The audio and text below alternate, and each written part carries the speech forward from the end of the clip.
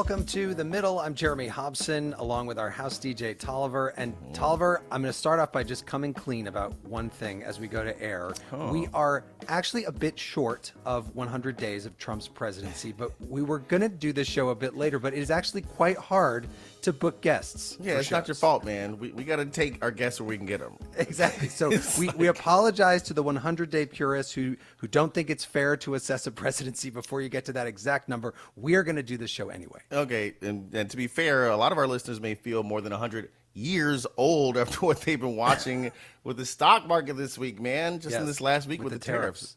Well, and that's just one part of what we're going to be talking about. Since Trump has come into office, he has fired thousands of workers, appointed a cabinet of loyalists, started unprecedented deportations, targeted law firms, media organizations, and educational institutions that have crossed him, and most recently, as you said, embarked on a global trade war. So what we want to know from you is, how are you feeling? Appalled? Thrilled? Somewhere in between? That's our question this hour. Our number is 844-4MIDDLE. That's 844-464-3353. And we're going to get to your calls in just a moment. But first, last week we asked you what can be done to improve legal immigration in the country. Here are some of the comments that came in after the show. My name is George, calling from Champaign, Illinois. The power of immigration to America is not limited to what we can reap from immigrants here, but in the message that successful immigration to America sends back home to the people who choose not to come here. Yes, my name is Tanya Becker, and I live in Montezuma, Colorado. I agree with the moratorium on immigration because it's not just about getting low-skilled, low-paid workers, but it's looking at our other social services that are just bursting at the seams. We need to deal with the immigrant communities and population we currently have. Hey, this is Brian from Canyon, New Hampshire. Why isn't the media and the rest of us knocking on the door of the Senate and House of Representative committees who are charged with changing the laws of our land so that we have an immigration policy that has been updated since 1990? Well, thanks to everyone who called in. You can hear that entire episode on our podcast in partnership with iHeart Podcasts on the iHeart app or wherever you listen to podcasts, along with our extra episode, One Thing Trump Did, released weekly on the podcast. So now to our topic this hour. How do you feel about the first 100 days of Trump's presidency? Tolliver, the phone number, please. It's 844-4MIDDLE. That's 844-464-3353. Or you can write to us at listentothemiddle.com. You can also comment on our live stream on YouTube, TikTok, Facebook, Instagram, and Twitch. I'm monitoring them all, so get them in, okay? All of them, including Twitch. Let's meet our panel. Michigan Public Political Director Zoe Clark is with us. Zoe, great to have you back on the show. Hey, Jeremy. And also joining us, Fox News senior congressional correspondent Chad Pergram. Chad, welcome to The Middle. Great to have you. Good evening. Thanks for having me. Well, so before we get to the phones, Chad, we're going to hear from ordinary Americans this hour, but you know Capitol Hill better than just about any reporter there.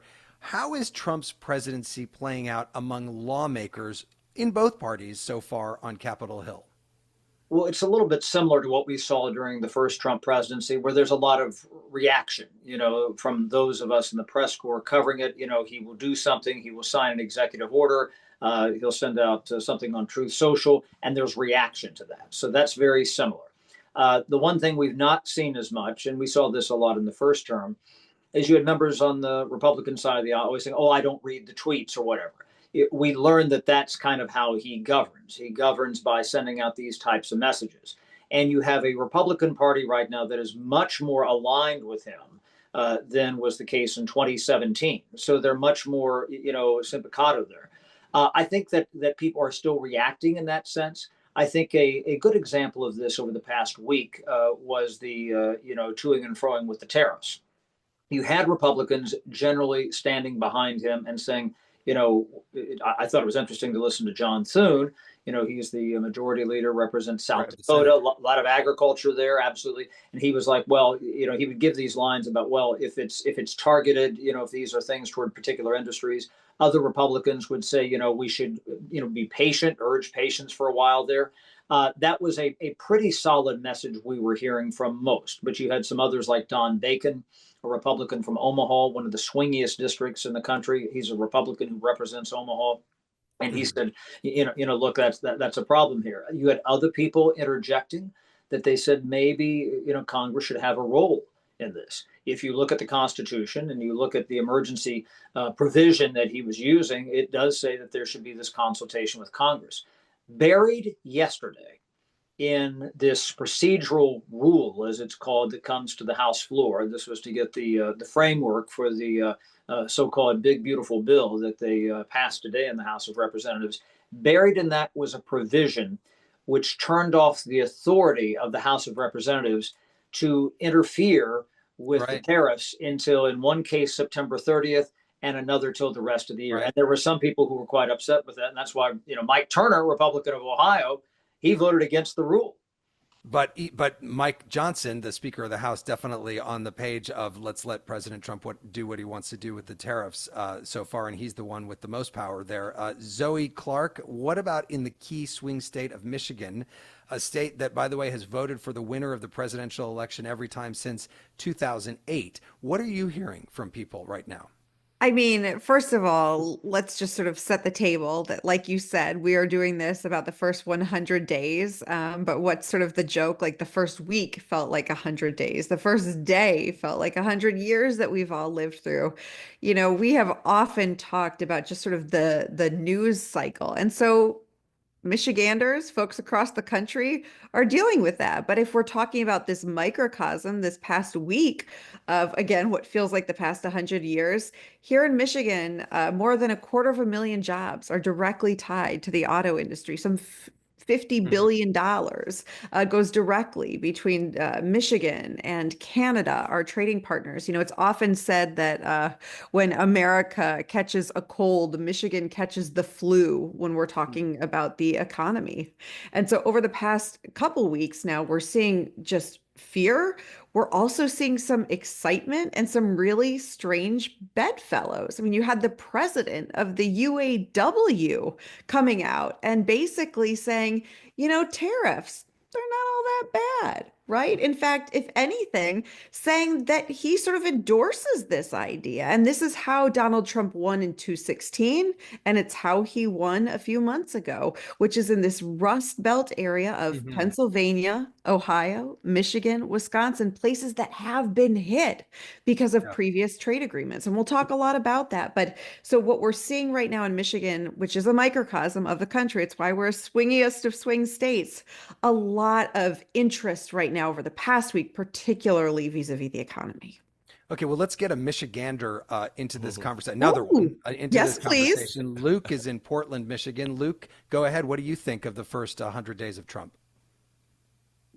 Yes, I got to say, I cannot be happier with the president's performance in the first 100 days of his presidency. This is everything I voted for, and every week just seems to bring another thing to be excited about. The tariffs last week were exciting. The deportations before that were exciting. It just keeps getting better and better. Why were the tariffs exciting for you? Yeah, I think that major firms in this country have gotten wealthy off of the expropriation of our industrial base for a long time. And it was pretty cool to see them freaking out while Trump tried to, go about not only correcting the record with China versus free, fair trade, but also correcting the record with firms that have sold out the Rust Belt for the past 30, 40, 50 years. That was exciting. And then just as Trump sort of promised, right, the market went down and then the market went back up. And so we kind of got everything that we wanted, and it cost us nothing. And that was awesome. But you don't see the fact that the market went back up was because Trump pulled back away from what he said he was going to do. Did that bother you that he said, okay, actually, no, we're going to pause this for 90 days? No, I think 150% tariff on China and a 10% tariff on every country is exactly what I voted for. A pause is a pause. I don't think that there's no saying that wasn't the strategy all along. And it's still a tariff, and it's still hurting China. It's still helping America. I think it's great. Luke, thanks for that call. Chad Pergram, I imagine we're going to hear many different views on the tariffs in this hour. And I imagine that there are a lot of different views on the tariffs in Washington, even, as you said, among Republicans. Yeah, probably the biggest voice on this who has spoken out against the tariffs has been Rand Paul, the Republican senator from Kentucky. He argued yesterday, he says there is no such thing as unfair trade. If China makes a product or somebody in Asia makes a product and somebody here wants to buy it, guess what? That's fair trade. He was talking about the price of, say, getting a pair of shoes that maybe is made in Vietnam, where before, it cost $100 if you were going to set up that plant here, let alone get the materials and the workmanship and everything else to make those shoes. He said suddenly it's going to cost $150, $175. And again, Rand Paul is one of those senators who has talked about asserting the authority of Congress in this. And again, to go back to this, back and forth about the tariffs, and we're going to have tariffs, or they're going to pause them for 90 days or whatnot. I was in the hearing room with the U.S. Trade Representative Jamieson Greer yesterday. He did not seem like he was dialed into this change that was coming. He was sitting right there at the witness table. Right. Steve Horsford, the Democratic representative from Nevada, really got his claws into him. At one point said, WTF. And I chased Greer down the hall of the Longworth House office building. And there's video of this. I said, were you not dialed in? Was there the possibility of, insider trading on this? And he really didn't have any answers that he provided in the hall. Well, and it gets to the point that you've made before, which is that Trump has a lot of the power here, and a lot of people are just reacting to what he does. Tolliver, it's almost hard to recount all the things that Trump has done in the last few months. Oh, you know what? That calls for a montage, right? Yes. Do you have one? I do. I got one right here.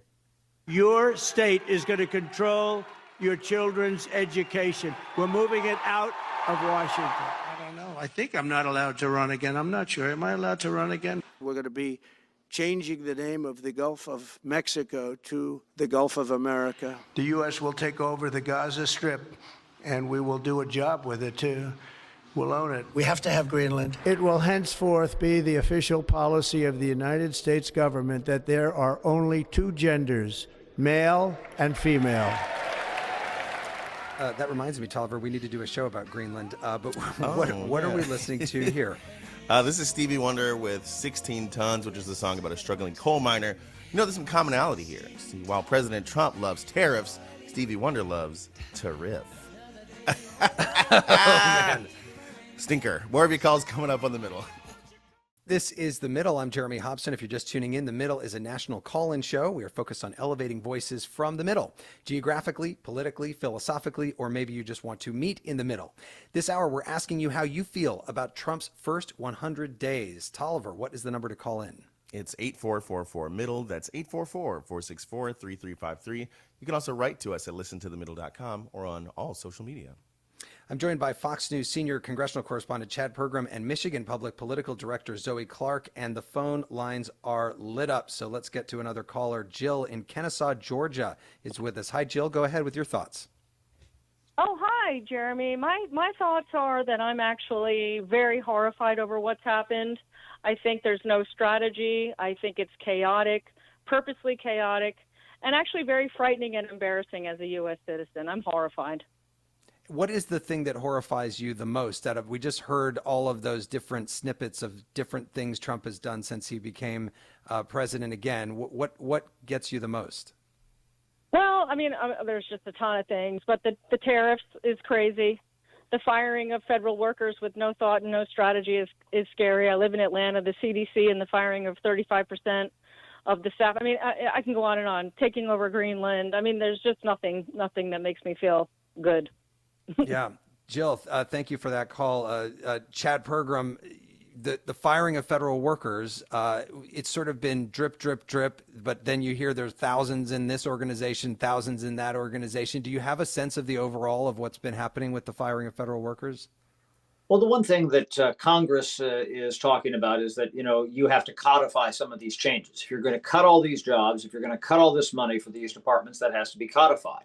And this framework that was approved by the House of Representatives today, supposedly, according to Mike Johnson, the speaker, they might put some of these so-called DOGE cuts into that.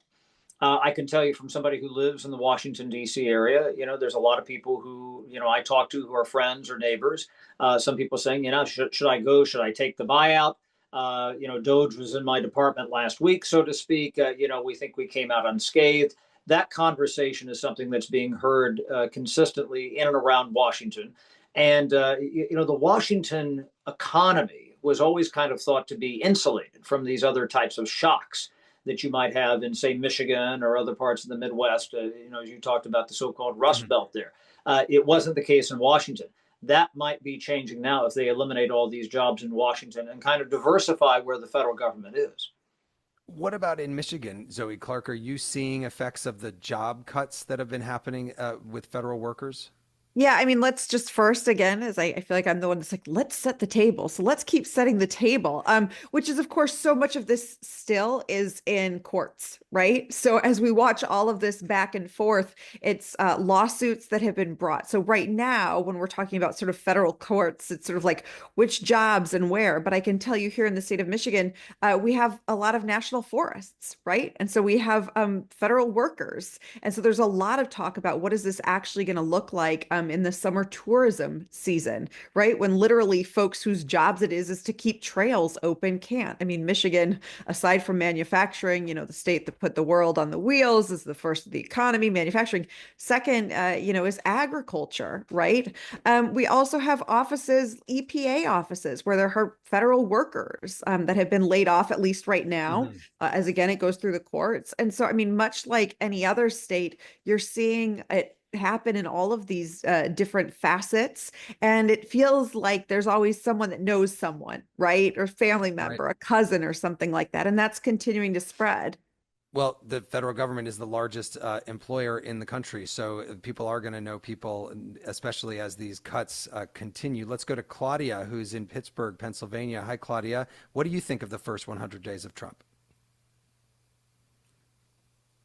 Claudia? You get two chances to say something, but that's it. So we'll go instead to Kelly, who's in Albert Lee, Minnesota. Hi, Kelly. Go ahead. Hi, I'm terrified by the first 100 days.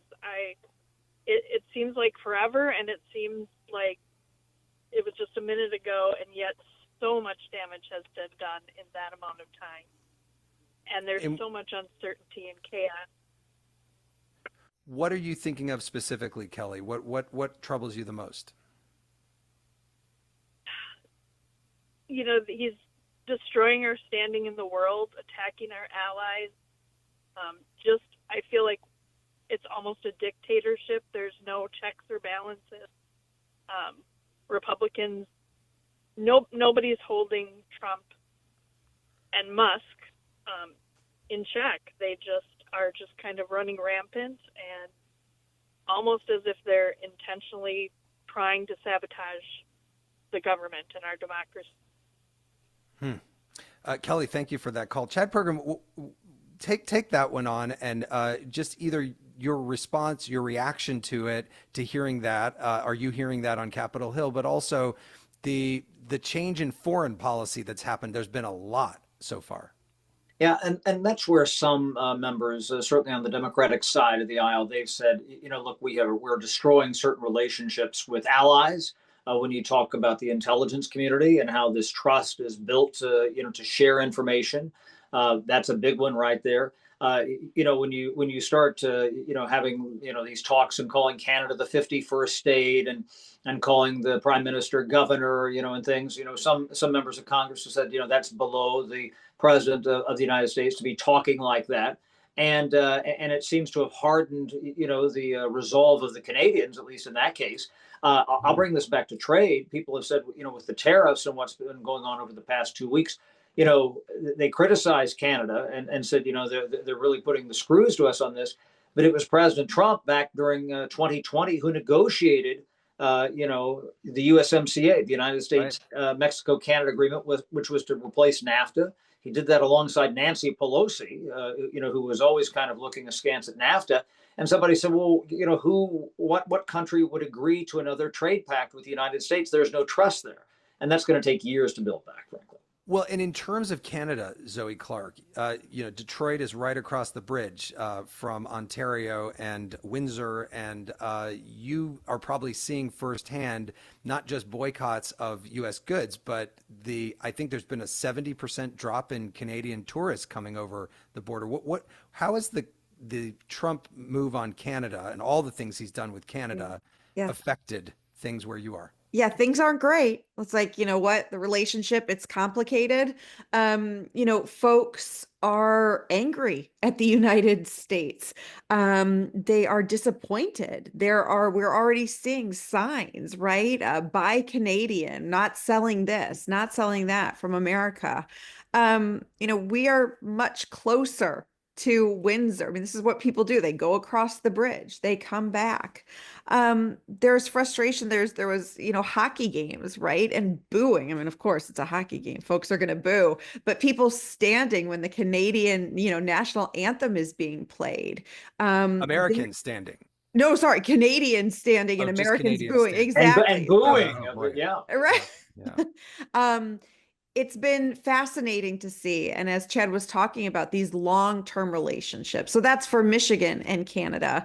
But I mean, you can see that with conversations that we're having with the EU and Britain, right? I mean, just these partners that for decades and decades and decades felt like solidified friends that you could turn to. And we're just seeing a complete paradigm shift, right? That whether that be our neighbors in Canada or halfway around the world. Can I add one quick point about Canada? Yeah. This is something that happened on the Hill yesterday. And under other circumstances, we never would have paid attention to it. The Senate confirmed Pete Hoekstra, the former Michigan congressman, as the ambassador to Canada. I know that the ambassador to Canada under Joe Biden was not confirmed until late November of 2021. So this is pretty early on. And he got confirmed, 60 votes. Okay, Pete Hoekstra, he's been an ambassador before. He was ambassador to the Netherlands. But just the idea that there was a focus on who is going to be the ambassador to Canada and what this job is going to be like, that's not something we've ever had before. Yeah. Tolliver, what is coming in online?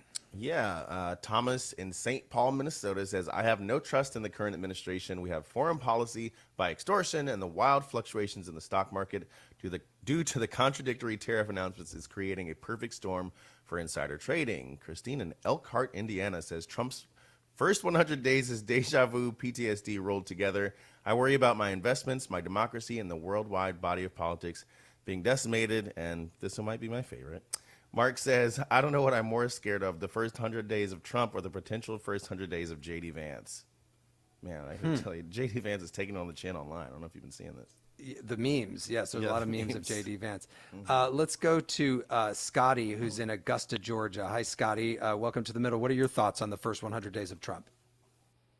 Hi, Jeremy. Big fan. Miss you on Marketplace. But when the norm has become the acceptance of political candidates who win elections, take office, and then follow through on practically nothing they promised during the campaign, here you have somebody who's hit the ground running and doing something. I think a lot of the outrage is misplaced. And while I might not necessarily agree with the haphazard and ham-hammered way they go about some things, I'm not mired in the despair that this country's been in the last 4 years. And this is actually the hope that I can believe in now. You're happy that he's getting things done. Exactly. I mean, political campaign promises are the norm, and not following through those, we just come to accept that.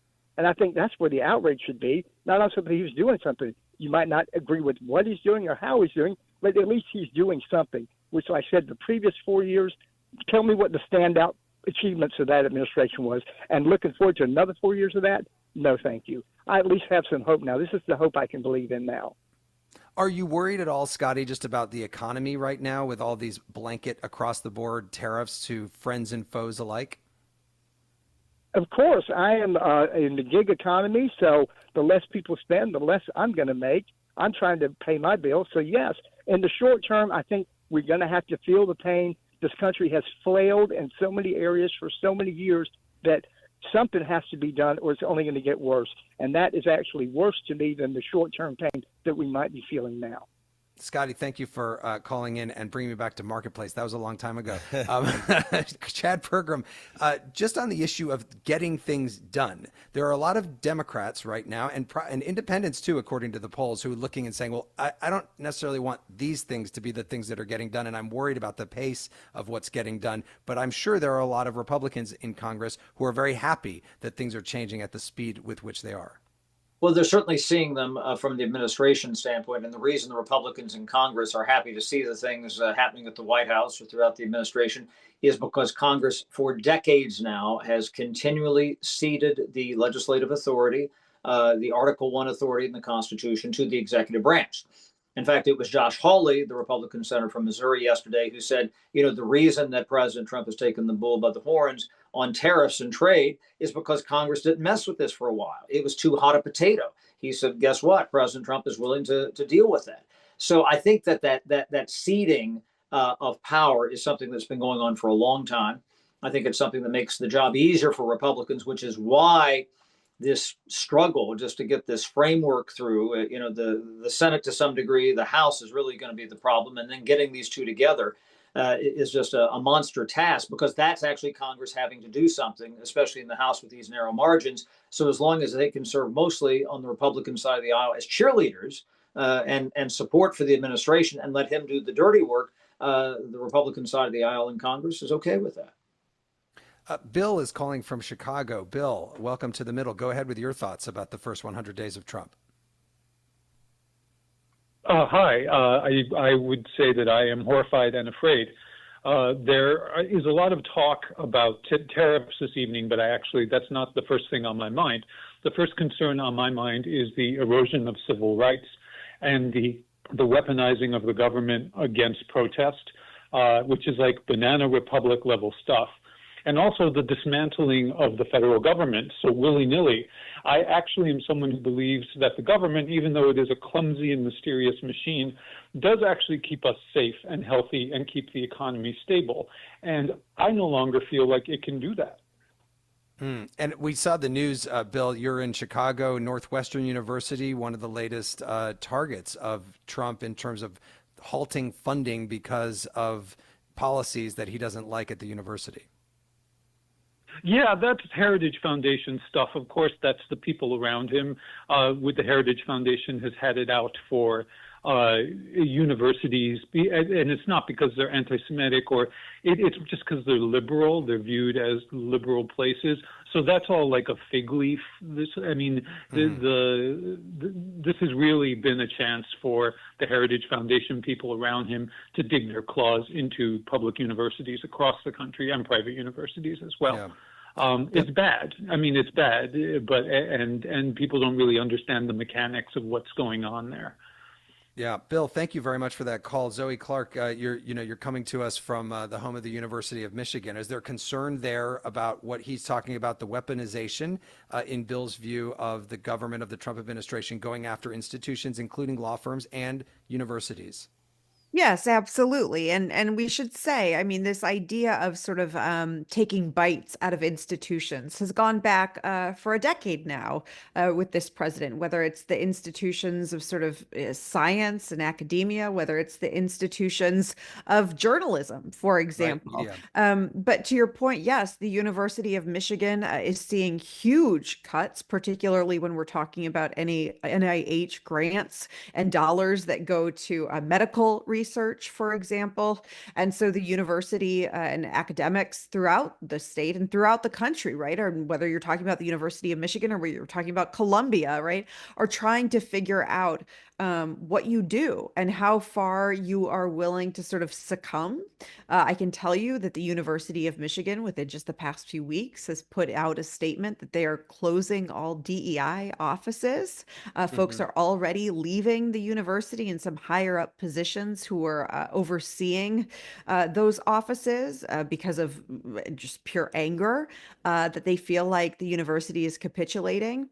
And then you're talking about student life. I can tell you that here in Michigan, there are many universities, not just the University of Michigan, where students have had their visas revoked, right? It made huge news a couple weeks ago, but again, in this sort of day-to-day news cycle, we're losing sight of the fact that there are dozens now that have gotten visas revoked and who are basically being told to, go back to the countries from which they came. So, right, we're spending a lot of time talking about the economy. Certainly, some of that has to do with the fact that we know that's what drove voters out to, the polling booths last November.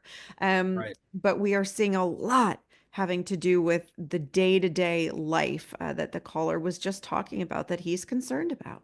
Well, interesting also that we're talking so much about the economy because the tariffs have not even started to filter into the things that we buy yet, but that could happen very quickly. And then people are really going to start to see, a 10% or 150% 40% or whatever we're putting on China right now in the cost of goods. Tolliver, there have been some growing protests around the country, but there doesn't seem to be a leader to the opposition to Trump so far. Yeah, that's true. Although we did have some sharp criticism from former President Obama in a public event the other day. He's otherwise been pretty quiet since Trump took office, but take a listen to this. Imagine if I had done any of this. Let me I just want to be clear about this. Imagine that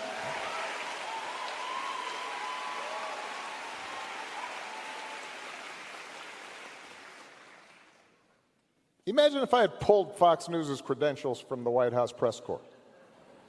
You're laughing, but no, this is what's happening. Tolliver, what are we listening to here? This is Janet Jackson with State of the World. This one actually came out in 1989. Actually, that same year, President Bush actually appointed her as MABS, the Minister of Absolute Bops. More of your calls coming up on The Middle. I'm 0 for 3. This is The Middle. I'm Jeremy Hobson, and this hour we're asking you how you feel about Trump's first 100 days. You can call us at 844-4MIDDLE. That's 844-464-3353. You can also reach out to us at listentothemiddle.com. My guests are Michigan Public Political Director Zoe Clark and Fox News Senior Congressional Correspondent Chad Pergram, and the phone lines are full, so let's go to Seth, who is in Barnard, Vermont. Hi, Seth. What do you think so far of Trump's presidency? I cannot hear that name. And for the record, I'm very concerned that we're looking at a situation where we have thousands, possibly hundreds of thousands of jobs on the line in this country at the moment.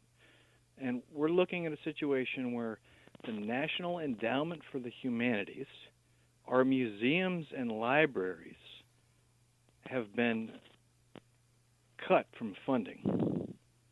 And that means quite literally that our publishers, our artists, our writers, our teachers, our academics, and our children will suffer because they're not able to learn. Seth, Please forgive me, but if we do not support those whom are looking out for us in our culture, whom will support us? Thinking about international allies and our present humanitarian situation specifically. Our human intelligence for the present and future generations are at stake if we do not prize back and fund those whom look out for our culture. Seth, I'm so glad you brought that up. Thank you very much for that call. And Chad Pergram, it gets to the issue of our cultural institutions. We haven't talked about this, but Trump has made himself the chairman of the board of the Kennedy Center. He's now going into the Smithsonian Institution in Washington and saying, I want you to focus on this and not that. What about that? What about the Trump's role in our cultural institutions? Well, that's going to be something very interesting to watch if they really start to, change some of the exhibits and displays. Zoe talked about, trails and forests and parks not being open. That's the thing that people, come to Washington, D.C. to see, and whether or not, that really starts to evolve. I want to see what types of shows that they put on at the Kennedy Center. He commented the other day that he didn't think much of Hamilton. He said, but we're going to have some big hits here. I thought Hamilton was probably as big a hit as you could possibly have. Yeah. In fact, I saw it at the Kennedy Center several years ago. But that said, the thing I want to watch, and I'll bring it back to Congress, just this evening, the chair of the Senate Appropriations Committee, Susan Collins of Maine and Patty Murray of Washington State, the Democrat, she's the top Democrat on that committee, said they're starting the appropriations process for fiscal year 2026, which will begin in October. I want to see where that money is cut, whether it goes up or down in those appropriations bills, as the caller stated, for the National Endowment for the Arts, National Endowment for the Humanities.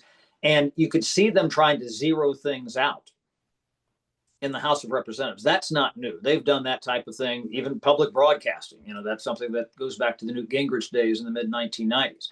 But when it comes to that, that's going to be very challenging in the Senate. Why? Because the senators generally think about these things a little bit differently because they represent larger swaths of people. And number two, just the idea that you need to get 60 votes to overcome a filibuster. And to pass any one of those bills or a clump of those bills, you're going to need 60 votes. And John Thune has talked about, I want to move the bills individually throughout the year. He's criticized Chuck Schumer when he was the majority leader last year. So guess what? They might talk a good game, but I want to see what that number figure looks like in those appropriations bills. So just to be clear here, Chad, and you can make some news here for our 430 public radio stations listening to this, you think that it will be harder for Congress to actually zero out funding for public broadcasting? For any of those types of programs. Yeah, because again, it might be zeroed out in the House, and they've done that in other appropriations bills. But again, to do it in the Senate, because of the 60 vote threshold, to move that bill or anything that has any sort of a cultural or artistic or humanities or something like that, that's going to be very difficult. Okay, let's go to Jenny, who's in Mission, Kansas. Hi, Jenny. What do you think so far of the Trump presidency? Well, yes, I'm in the middle in almost every sense of the word. I was a Trump voter in 2016. I was a Biden voter in 2020, and I was a non-voter in 2024. And I feel like I'm just sort of observing from a distance. Honestly, I feel like these 100 days are as advertised. Kind of what he said. I mean, whether you like it or not, and I certainly have things I like and things I don't, but none of this should be like a huge surprise. I mean, I think what's really frustrating me is the focus of the people losing their jobs from the federal government when there are people being laid off in the private sector, which, by the way, funds the federal government. And with very little severance, there's no protections for us.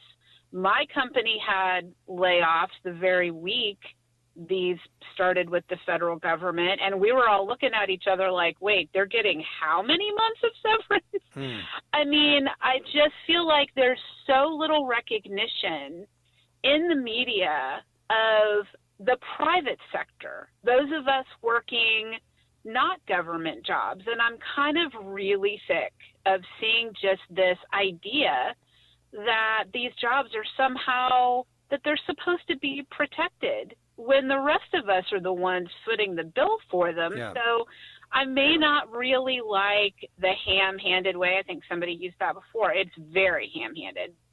There's a lot to not like. I'm not going to disagree with that. But I think the level of just pearl clutching is also very off-putting. Jenny, thank you very much for that call. And with your voting record, you are most certainly in the middle there. Zoe Clark, I imagine in the state of Michigan, and you know, we haven't talked about this yet, but there are all the Arab American voters that kind of switched from supporting Biden in 2020 to either supporting Trump or supporting Jill Stein. As we've talked about, because of the situation in Gaza. What do you make of that call from Jenny? Well, I mean, at first, I want to say something that Jenny said first, which is that, my goodness, I'm so sorry to hear about your job, and I empathize with you. But one of the things that I think is really fascinating when I've heard folks who sort of say this line, and Jenny, if you're still, maybe you can tell me a little bit more what you think when I say this, but I'm so curious about where we got to this point in the United States where you hear about someone else sort of losing their job, and then it's, well, what about me? Right? That there was this time sort of in, I'd like to think maybe, you know, farther back than I can remember, where it was sort of, we can all be okay, right? All boats rise. And now it very much feels like it's, well, you know, yeah, they're suffering, but my suffering is bigger. And I'm not trying to discount that. But this idea, well, what if everybody had enough? What if we all were able to be okay? And sort of this, there's just not enough to go around. And I think it's something that's really changed in the United States over the past few decades about how we see each other, that it feels like we're against each other, that if you have more than I have, it's not okay. And the haves and have-nots is getting bigger, so that's not shocking. But when I've talked to a lot of voters who say this, it's not fair that so-and-so gets this. It's not fair that we're giving these dollars to a different country when we should be giving them, you know, to our cities, for example. So I don't know if Jenny's still on the line, but I'm She's wondering. Not on the line anymore, but I'm sure she heard all of that. Let's get to Christine, who's in Syracuse, Indiana. Hi, Christine. Tell us about your thoughts about the Trump presidency so far. Well, I'm a union member. I was a member of the IBEW. I've listened to Sean Fain. We've developed a global economy, and the global economy has brought prices down. My difficulty has always been, and it started in 2017 because Trump tried to direct his encouragement and get votes from union members. Well, his 2017 tax bill blew up our deficit. And within that tax bill, according to the Taxation and Economic Policy, a nonprofit, nonpartisan organization, there was a little something in there that if you invested overseas, you didn't pay anything in the way of corporate income taxes, which incentivized the moving of even more jobs. And that was Donald Trump. And as one of your callers had said earlier, or one of your speakers said earlier, that he negotiated these agreements. And now he doesn't like that? In the union business, because I did collective bargaining, that's bargaining in bad faith. It truly is. And that is difficult. The other part is the young lady that called previously. I'd like to say she needs to read Michael Lewis's book where he talks about government employees. I have a sister who works for the government. These people are dedicated people. And if you really want to get all boats lifted, let's go back to the 1950s when unionization was everything. The man that's in the White House now wants to gut the NLRB. That's not something we want. Yeah. We want good, strong unions where people have, we need to all be making a living wage. We need to all, I'm telling you, I worked 30 years. Every time we talked about daycare, we're still talking about it. Yeah. Yeah. And Christine, what happens is wealthy people have been holding us we've down. got it. Yes. Thank you very much. I appreciate your call. And let me go to Chad Pergram there.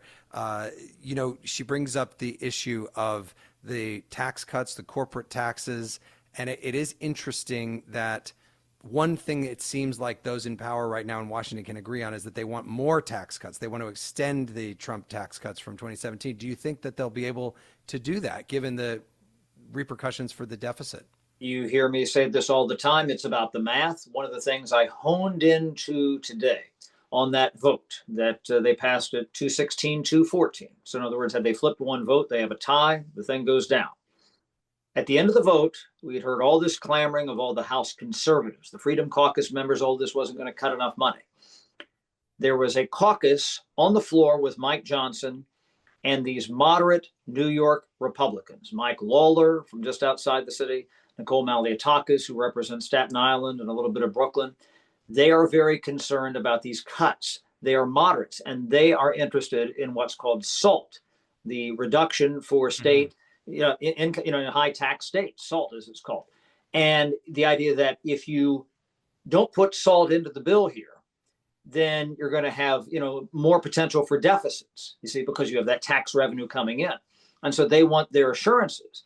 So this is going to be very hard to cut all these taxes, cut all this spending, and also, as they say, balance the budget. I don't know how they could possibly do that. I mean, as Chip Roy said today, the math doesn't math. But that's going to be very challenging. Let's get to Chris, who's in Longmont, Colorado. Hi, Chris. Welcome to The Middle. Go ahead with your thoughts. Yeah, so the past 100 days have been a lot. As a Canadian dual citizen, I've been really, my family and I have been really anxious watching the news, seeing everything that's happening. And I have to say that he's really put off a lot of people. I know people who voted for him. They won't vote for, that party ever again. So I think that he's alienated a lot of people. Also, Pierre Elliott Trudeau famously said that being next door to the United States is like being neighbors with an elephant. And I think that the United States has a responsibility to the countries around it, the countries in, not just North America, but Central America, South America, Guam, all these other areas that we've directly impacted and affected. We're now saying, okay, you guys are hung out to dry. You guys can figure this out on your own. And then China's just filling in that gap. So I don't know what they want to do here. But you, as a dual citizen, yeah, I can imagine it's been a troubling period of time. We did a live show that was live across the United States and Canada, and heard from a lot of Canadians who were very upset, and a lot of Americans who were apologizing also for what was happening. So, Chris, thank you very much for that. Zoe, sort of gets back to what we were talking about earlier, and that you're seeing right there on the ground in Michigan. It absolutely does, right? And it's again, as I said, a paradigm shift of who we sort of imagine to be our friends and our allies. And then when you look at the countries that aren't having any tariffs be put on, and it's Russia. And some will say, well, that's because of their sanctions, but there were other countries that had been sanctioned as well where there were tariffs. And so it's one of these things that I think on the foreign stage, many folks are bracing themselves for. And again, we still have, 3.5 years left to go. And if this much can change within less than 3 months, it's a lot that's likely to come again in the next 3.5 years. I'm going to sneak in one more caller, Andrew in Irwin, Pennsylvania. Hi, Andrew. Go ahead briefly with your thoughts about the first 100 days of Trump. Hello, guys. Thank you for taking my call. What I want to comment on is more about the feelings people have about him being a little more authoritative than people are used to, which I think is a feeling that many, including myself, are feeling. The general secure idea that certain things in this country you just can't do that people usually have, some people don't quite feel that way anymore. And there are news articles saying what's going to happen. People, things are being challenged that haven't quite been challenged before. Mm-hmm. My greatest comfort is that I think that more than that, though, the Constitution specifically is a very, in certain areas, a very specific document. And there are things that no matter how hard anybody pushes, nobody in the country, including people in government, people of the Republican Party, are going to let fly. People aren't just going to, throw away certain protections and, and things that have not been allowed in this country just because of this one man. So you've got faith in the Constitution, Andrew. Thank you. We'll have to leave it there. But Chad Pergram, a good note to end on, and I just wonder, as somebody who follows this every single day, is there something happening differently than what you expected in the first 100 days of the Trump presidency? Or is there something big that you are expecting will happen that hasn't happened yet? Covering it from a congressional standpoint, it seemed like a lot of his battles last time around were with the Congress. This battle so far, it's with the markets, it's with other countries, it's with government itself. And because as I said toward the top of the show, we seem to have had that, change in the shift of where the Republican Party is. And I think that's partly why he's not beating up on the Congress as much. I mean, he was at loggerheads with Paul Ryan, certainly Mitch McConnell, who was the Republican leader in the Senate all the time. They couldn't undo Obamacare, which is something that he campaigned on and promised. So that is very different. So far, he's getting what he wants from Congress. That could change if they fail to pass, as he calls it, the big, beautiful bill. The big, beautiful bill. Thank you so much to my guest, Fox News senior congressional correspondent Chad Pergram and Michigan Public Political Director Zoe Clark. Thanks to you both. Pleasure. Thank you. Thanks, Jeremy. And thanks to everyone who called in. And by the way, you can leave us a message if you didn't get through at 844-464-3353. Don't forget, The Middle is available as a podcast in partnership with iHeart Podcasts on the iHeart app or wherever you listen to podcasts. And we're doing this extra episode every week called One Thing Trump Did.